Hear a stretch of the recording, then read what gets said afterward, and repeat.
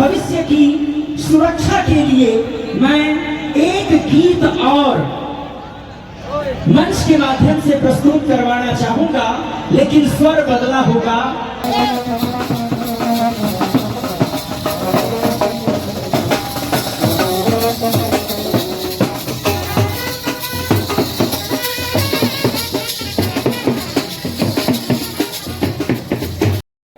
और मैं कहूंगा कि तालियों का शोर रुकना और ठहरना नहीं चाहिए। आप दिखाएं कि समस्तीपुर की चट्टानी एकता कैसी है। तालियां बहुत बहुत जोरदार। कसम है समस्तीपुर की पावन धरा और मिट्टी की। तालियों के माध्यम से हम अपने चहेते श्री निशिकांत सिन्हा जी का सत्कार कर रहे हैं। स्वागत और सम्मान। एक मिनट ये जन आशीर्वाद संवाद निकाला गया और हर युवा, बिहार के हर वर्ग के लोग इस आंदोलन में, इस संवाद में साथ दे रहे हैं, क्योंकि बिहार के हर युवा एक बदलाव चाह रहे हैं। तो क्या बिहार में राजनीतिक पार्टी बनाकर चुनाव लड़ने की तैयारी है? नहीं, राजनीतिक पार्टी बनाने का भी हमने फैसला नहीं लिया है। अभी हमारा उद्देश्य ये है कि मैं पूरे बिहार में हर जिला दौरा करूं। अभी ये मेरा 5वां जिला है, 4 जिला और पहले भी हो चुका था। सभी लोगों से मिलूं, सभी का समस्याओं को समझूं, सभी के विचारों को समझूं।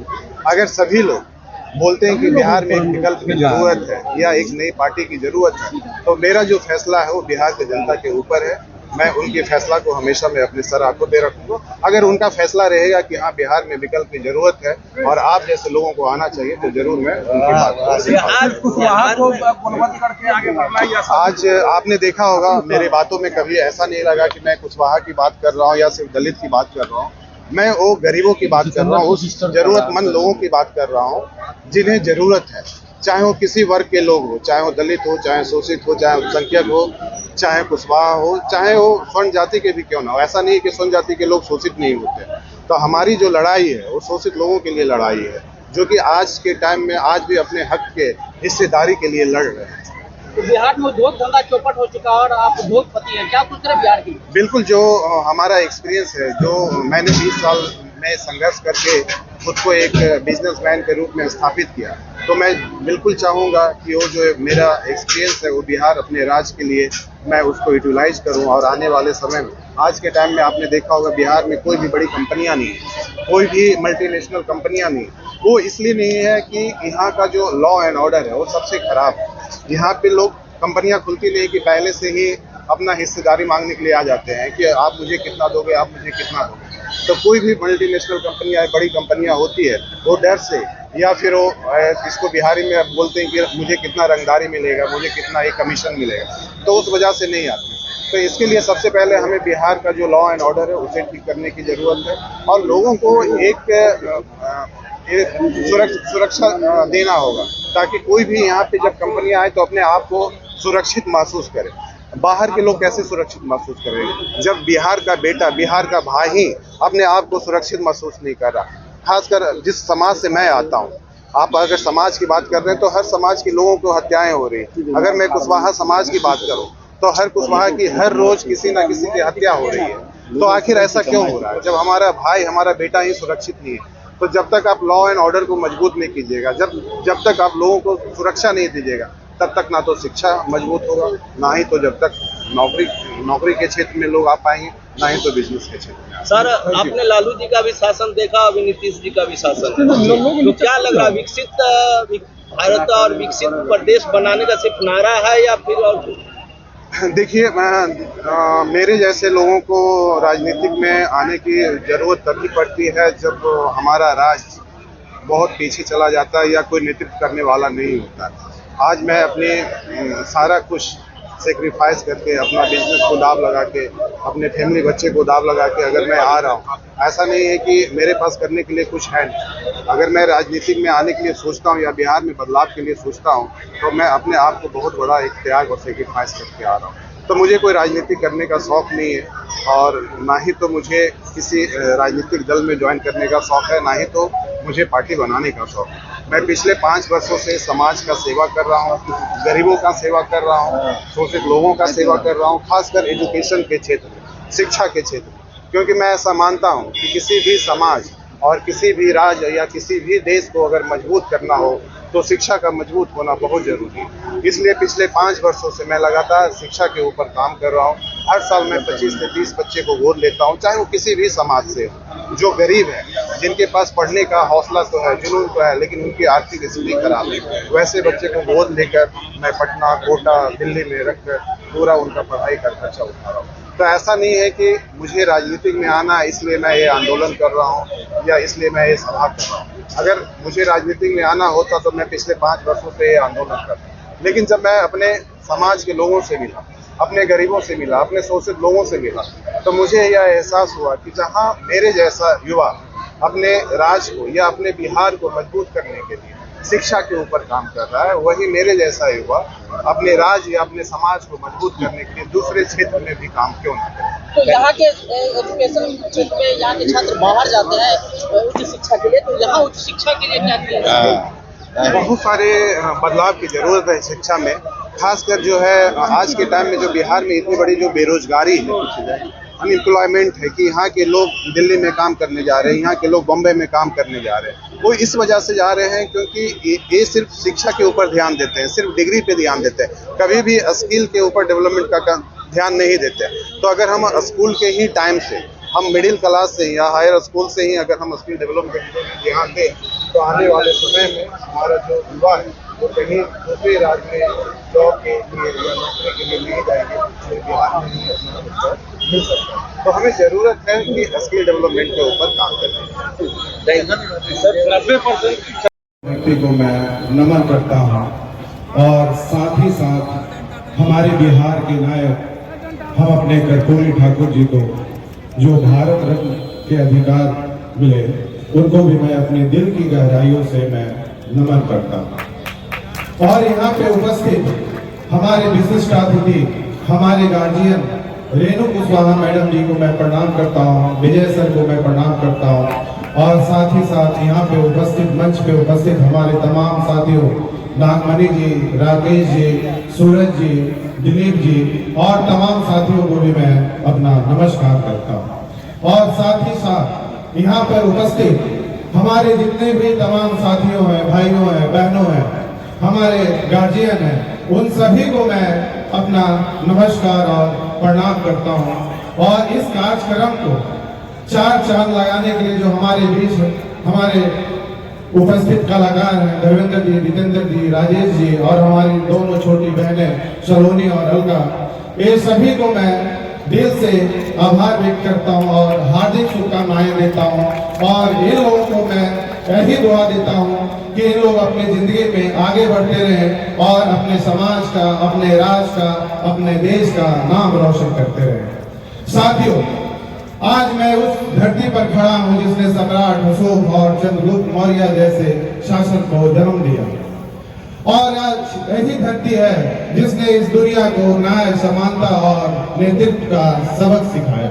लेकिन आज इसी धरती के लोग और इसी समाज के लोग अपने अधिकारों के लिए संघर्ष कर रहे हैं। यह कैसा विरोधाभास है और यह कैसे विडंबना है। हम सम्राट अशोक के वंशज हैं, हम उस विरासत से आते हैं जिसमें दुनिया को दिखाया है कि सत्ता तलवारों से नहीं बल्कि विचारों और न्याय से चलती है। साथियों, हमारी विरासत जो है वो सम्राट अशोक और चंद्रगुप्त मौर्य जैसे महान वीरों की है, जिन्होंने भारत को एकजुट किया और न्याय और धर्म को शासन का आधार बनाया। एक ऐसा भारत बनाया जहां हर जाति, हर वर्ग, हर समुदाय के लोगों को समानता का अधिकार मिले। लेकिन आज इसी धरती का समाज अपने ही हिस्से की हिस्सेदारी के लिए संघर्ष कर रहे हैं, लड़ रहे हैं, और यह सवाल हम सभी को झकझोरता है। जिस सम्राट अशोक ने हम लोगों को इस धरती का राजा बनाए थे, इस धरती का शेर बनाए थे, आज इसी शेर को यहाँ के सत्ताधारियों ने, यहाँ के राज करने वाले नेताओं ने इस जंगल के शेर को, इस धरती के शेर को एक पिंजरे का शेर बना रखा है। हमें कैद कर रखा है, हमारे अधिकारों को छीन लिया गया है, हमारी आजादी को छीन ली गई है और हमें विकास से कोसों दूर रखा गया है। और यह कहानी सिर्फ कुशवाहा कोयरी समाज की कहानी नहीं है, यह कहानी उन सभी दलितों की है, यह कहानी उन सभी गरीबों की है, यह कहानी उन सभी अल्पसंख्यक लोगों की है, यह कहानी उन सभी मजदूरों की है, और यह कहानी उन सभी किसानों की है, यह कहानी उन सभी लोगों की है जो आज भी अपना अधिकारों के लिए लड़ रहे हैं। यह कहानी उन सभी लोगों की है जो आज भी अपने हिस्सेदारी के लिए लड़ रहे हैं। और आखिर यह हमारे साथ ऐसा व्यवहार क्यों? साथियों, मैं आप लोगों को बताना चाहता हूं कि जब सम्राट अशोक का शासन था तो उनके शासन में किसी को डराया नहीं जाता था, उनके शासन में किसी को बांटा नहीं जाता था, उनके शासन में किसी को विकास से दूर नहीं रखा जाता था, उनके शासन में किसी को दरकिनार नहीं किया जाता था। उनका जो शासन था वो न्याय समानता पर आधारित था और उनके शासन में सभी को समानता का अधिकार दिया जाता था। लेकिन आज का शासन और आज का शासक क्या कर रहा है यह आप सभी को भारी भांति पता है। आज इस राज के सत्ता में बैठे लोग हमें बांटने की कोशिश कर रहे हैं ताकि हम संगठित ना हो सके। हमें जातियों के हिसाब से तोड़ा जा रहा है ताकि हम आर्थिक, सामाजिक और राजनीतिक रूप से कमजोर रह सके। हमें विकास से दूर रखा जा रहा है, हमारी आजादी छीनी जा रही है, हमारे अधिकारों को छीना जा रहा है। आखिर यह कब तक चलेगा? साथियों, यह समय है, मैं आप लोग को कहना चाहता हूं कि यह समय है हम लोगों को एकजुट खड़े होने का, यह समय है हम अपने अधिकारों के लिए लड़ने का, यह समय है हमें अपने हिस्से की हिस्सेदारी के लिए लड़ने का, ये समय है हमें अपने 90% लोगों को अपना हक दिलाने का, और यह समय है हमें अपने लिए एकजुट होकर हमें अपने आगे जिंदगी में बढ़ने का। साथियों, मैं आप लोगों को बताना चाहता हूं कि बिहार के इस राज्य के सत्ता में बैठे लोग हमारे समाज के साथ, हमारे दलितों के साथ, हमारे अल्पसंख्यक लोगों के साथ, हमारे गरीबों के साथ पाप नहीं बल्कि महापाप का काम किए।